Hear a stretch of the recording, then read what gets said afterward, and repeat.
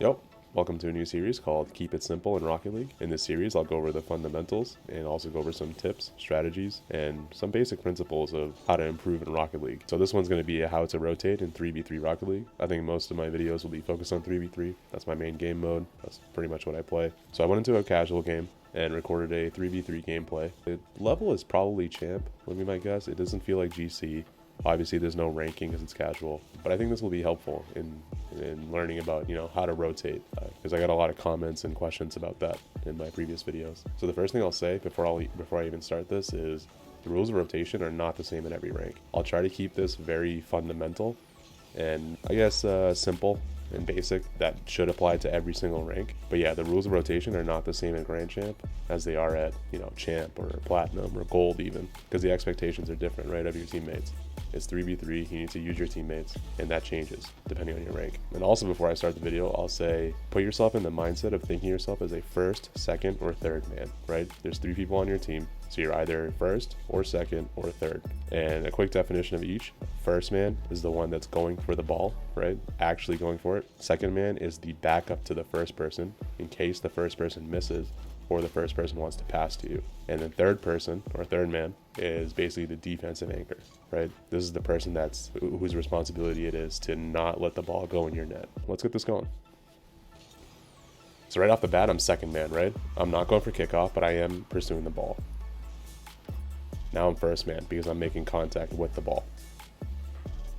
In this situation, first man goes for it. I'm second man. So in this situation, let me just back it up a little bit. So here, my teammate up there, he's first man, and then it's either me or the person who's on the ground. I'm going up on the wall. If the ball is low, my teammate down below is second man. It's his ball, right? But the fact that the ball goes high means it's my ball. So here we're, kind of in a flexible position, right? We're either second or third man here. Ball goes high, so I go for the ball here.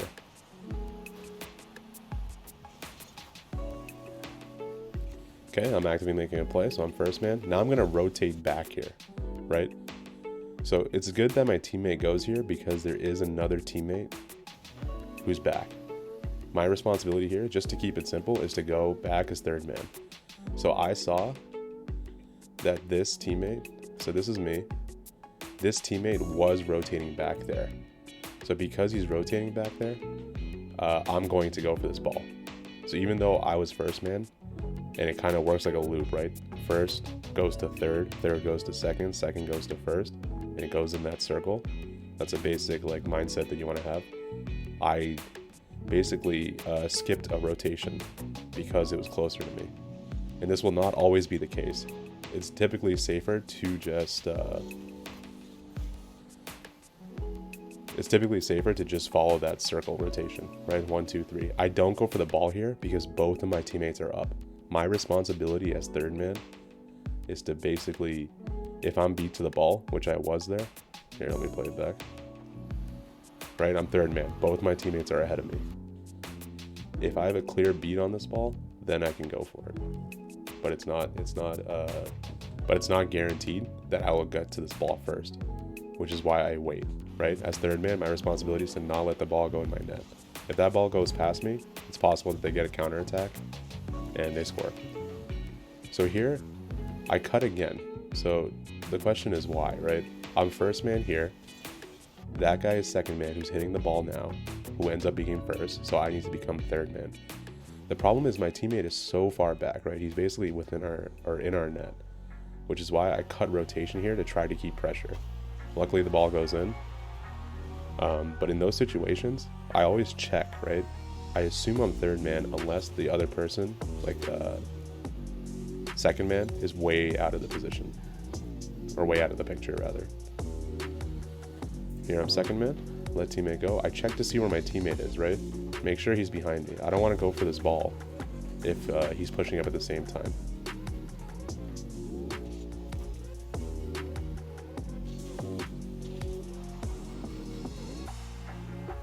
Okay, once again, I'm third man, right? Both of my teammates are ahead of me.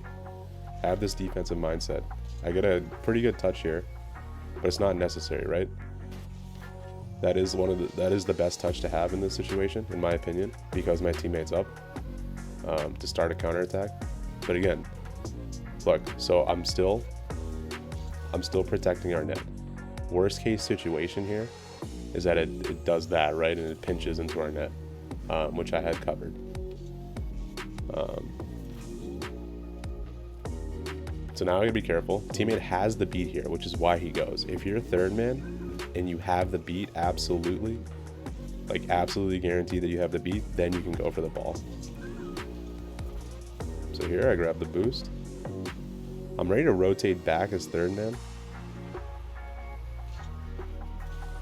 But we end up getting the ball up forward.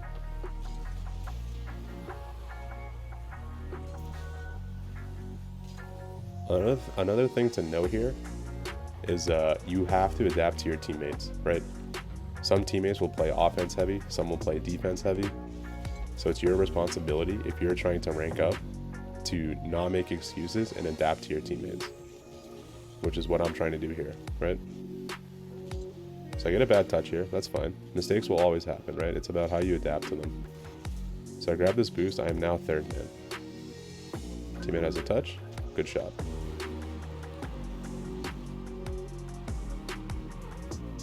Okay, off of kickoff. He's gonna go for it. I decided to go for left boost.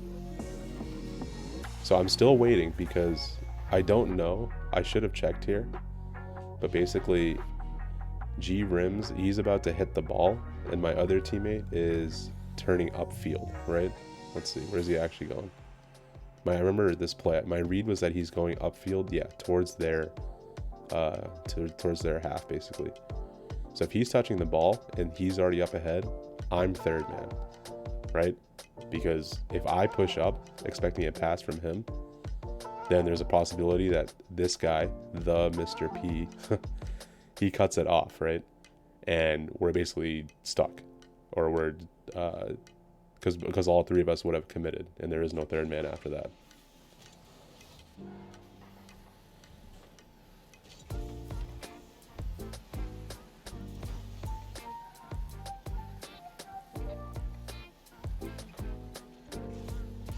Okay, I can go for this because I think he didn't have the touch on it. That was my read on the play. I was the only one upfield, which I think meant that it was okay for me to go up for that. Ended up missing, but that's okay. Again, look, both of my teammates are upfield. When you can start to go back is in this. You just learn this over time, right? He gets a soft touch, and it's too far ahead of him, so he can't really get this ball towards the net. And I saw that both of my teammates are rotating back, right? Both of them are going back towards the net, which means I know that he's not going to get a strong enough touch to put this on net. That's the expectation. Now you're able to hit it around him.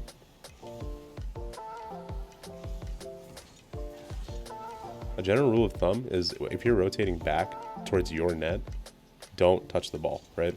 I do end up touching the ball there, but that's because I understood that my teammates were farther back, right? Based on the rotation that I talked about earlier.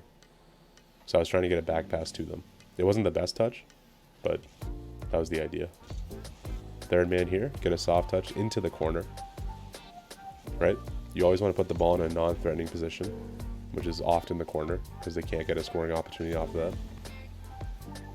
And I'm going to go back. I'm going to wait. Again, once again, I'm third man, right? This is me adapting to my teammates. It does seem like I'm playing third man a lot, and that's fine. Some games you just can't play offense heavy, right? Because that's how your teammates are playing. So I know teammate has the ball here, but what I actually should have done, and I think I realized this, which is why I turned back. This is a hard read, right? A lot of times people will just miss that. It's so off the wall that it's difficult. It's a difficult touch. So I should just wait right at the far post, right there, but turning towards the net, and just wait.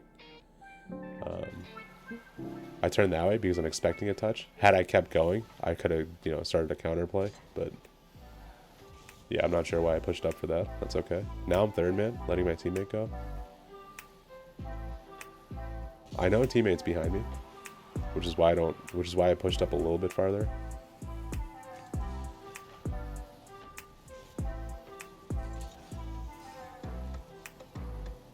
And this is fine. I'm going to let my teammate go for it. I should be able to jump for this because teammate is behind me, right? That's the expectation there. But if you're finding that the teammate is also double committing with you, I would have adapted, right? I would have said, okay, this is not a ball for me to go for anymore because my teammate will always go.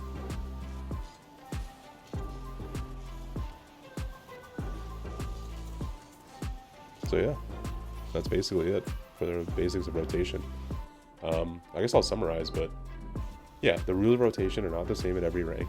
What you see at Grand Champ will not necessarily be the same at Platinum or Silver, but the fundamentals are there, right?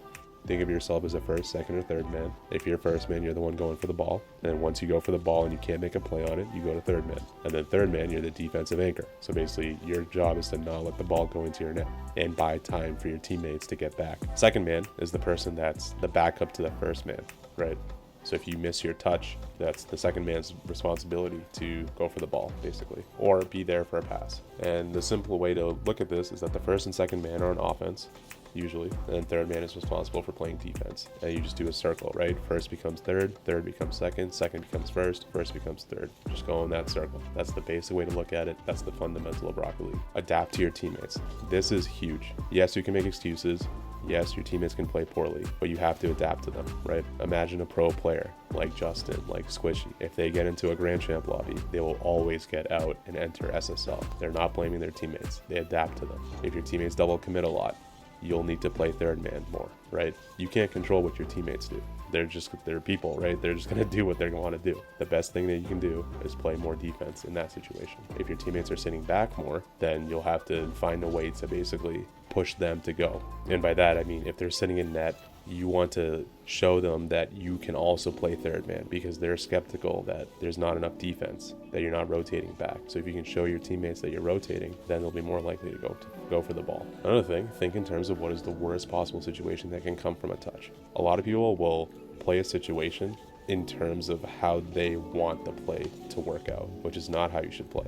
You need to combine some level of realism, meaning what is the most realistic outcome from this position or what's going to happen, with the worst possible situation, right? It's all probability. What are the chances that the ball is going to go into your net versus what are the chances that you can score off of this? Is it worth it for me to take this risk to score or to not get scored on? So that's something you want to think about. But yeah, normally you just want to space yourself out, right? Think of the game in terms of you don't want to stack on your teammates. If you have two teammates that are stacking together, put yourself as third man, like I said. And if they're spaced out, you want to think of the game in zones, right? So if they're in one zone, if teammate 1 is in zone 1, your teammate 2 is in zone 2, try to find the other area that's not occupied while also trying to make sure that the ball doesn't go into your net, of course, right? That's the whole objective. That's a simple view of how to rotate in Rocket League 3v3. If you have any more questions, or even if you don't agree with everything that I said in the video, then let me know in the comments below. If you want your replay analyzed, I can go into more specifics. These are the fundamentals. The specifics are a little bit more complicated. I can certainly, if you're below Grand Champ,